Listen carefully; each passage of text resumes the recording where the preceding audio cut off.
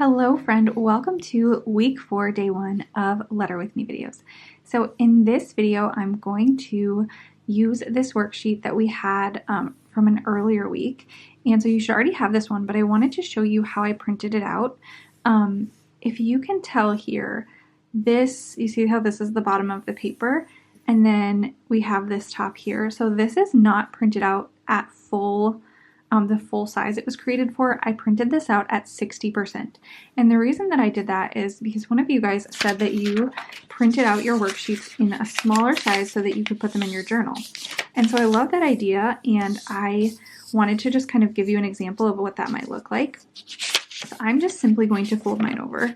You could cut it out and paste it in a journal if you wanted to like print it out on nice paper, or like if you have a specific type of paper you wanted to use.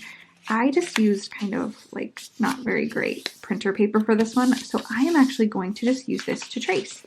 So that's why I'm folding it over, because I want to tuck it behind the page that I'm going to use it on. So you can see here, oops, I have it upside down. Here is what it is once I've folded it, and then I'm going to grab my practice hand lettering journal, and I'm just simply going to put it a page behind.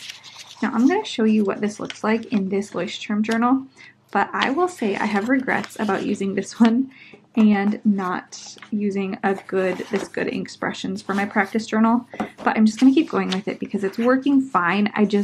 Now that I'm using this one for practice and then the other one for quotes, I have a clear preference, and it's the other one. So keep that in mind.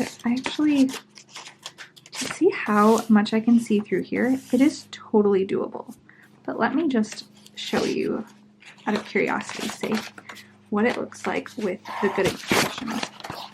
So this one here, if I put it behind this page, look at how easy that is to see. So I really prefer this one, but I'm not going to switch journals because I'm already using this one. So I would say, depending on what size journal you have, you can definitely experiment with the sizing. I did some at 50%. I did some a little bit smaller than that, I think. I might have done some a little bit larger. And so I would say just play around with it, because you can fit it both smaller and larger in this journal. But you might prefer to change the size depending on what type of brush pen you're using. So if you wanted to use a much smaller brush pen or even a dip pen, you could make it go even smaller. You could do 50% or 40% or something like that, and that would be fine too. Another option you could do is you could trace these worksheets. Like once you size this out, you could trace them onto your paper with pencil. I showed you guys how to do that last week, where I take the pencil and I kind of color all over the worksheet, and then or all over the back of the worksheet, I should say. And then I put that onto the piece of paper, and then I use a pen to draw right on the top, and that kind of transfers the pencil to your paper. Now, I probably wouldn't do that with drills because it would be a lot of work. But when it comes to a quote or just a couple of words or something, that's another good option to do as well. So it's probably pretty hard for you to see what I'm tracing. Maybe not. It honestly looks like it's a little easier for you to see it than it is even for me to see it, because I have a shadow from my hand right where I'm trying to write. And so it's a little harder to see, honestly, I think, even in real life versus on the camera. So that is why the good Inkspressions is my preference now that I've been using both of them. The other thing I really like about that one is that it has a brighter or a cooler white paper. So you can see this one's a pretty warm paper. I'm just going to try to line this up. I have it a little crooked here. There we go. I think that'll be better. So I have a pretty warm paper here. It's not the warmest I've ever seen, I don't think, but I really think that good Inkspressions is just a good, cooler toned paper. But either way, they both completely work. It's just, if I'm picking one or the other, I like that one currently, and also I'm noticing it more because I am using them kind of back to back or around the same time, so I'm able to like compare and see all the little differences that I may not notice otherwise. But yeah, I really think that this will work well for practicing in a journal if you want to practice hand lettering in your journal, but you still want to trace and you're not ready to do these freehand. That being said, you don't have to keep it in a journal at all. But one thing I do want to say is that it's a really good idea to date your work. Now, you might be thinking that it's just drills. Maybe why do we need to add a date to them? But I just really think it's a good practice, and it doesn't have to be every time, but maybe every couple of pages or something, throw on a date so that you can see how far you've come. Because I think it's one of those things that can kind of sneak up on you a little bit, and you might be surprised how far you've come and you didn't even notice it. So that being said, I haven't dated this book, I don't think, a single time, but I could go back and see what I have done with these videos and add dates to them.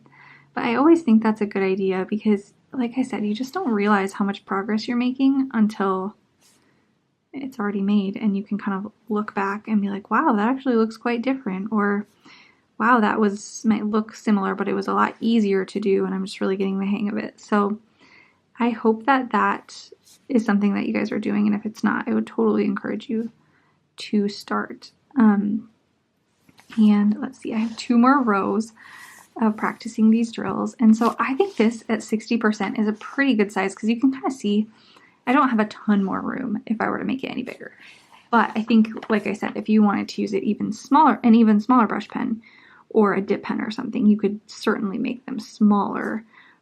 You would probably have quite a bit of spare space on your page, but you could just kind of start it at the top and then kind of adjust it as you go down. And you may get like 2 sections or 2 worksheet sets out of 1 page if you do it that way. So that is just something to keep in mind if you're wanting to practice using a dip pen specifically, because that would be one way that you could do dip pen practice. Now, you do want to make sure that your notebook, if you're practicing with a dip pen, you want to make sure that your notebook has paper that you can use with a dip pen. So just keep that in mind as well.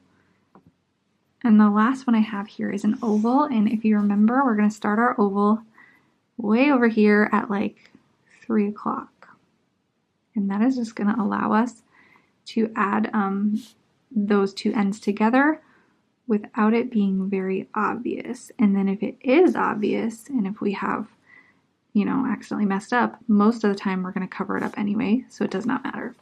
So that's why I like to go on the the right hand side and just attach my O's there versus attaching them at the top where it's a little harder to do that connection. So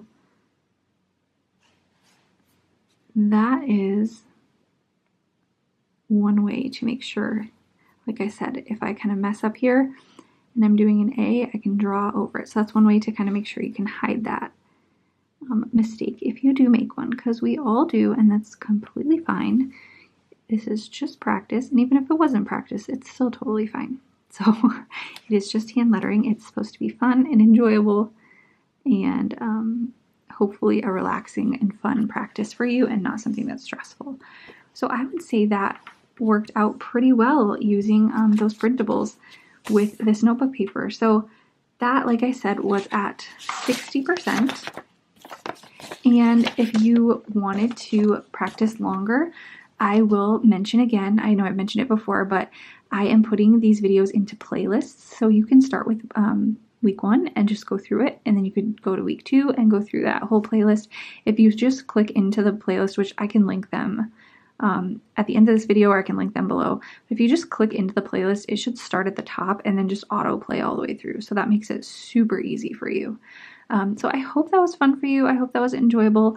I am going to be doing the other set of practice drills in tomorrow's video. So hopefully you will join me for that. And then later on this week, we will have I'm going to do the freehand version of these drills, and then we have another word to practice, and then at the end of the week we will do a quote which does include that word. So I hope you enjoy, and I hope to see you for the rest of the week.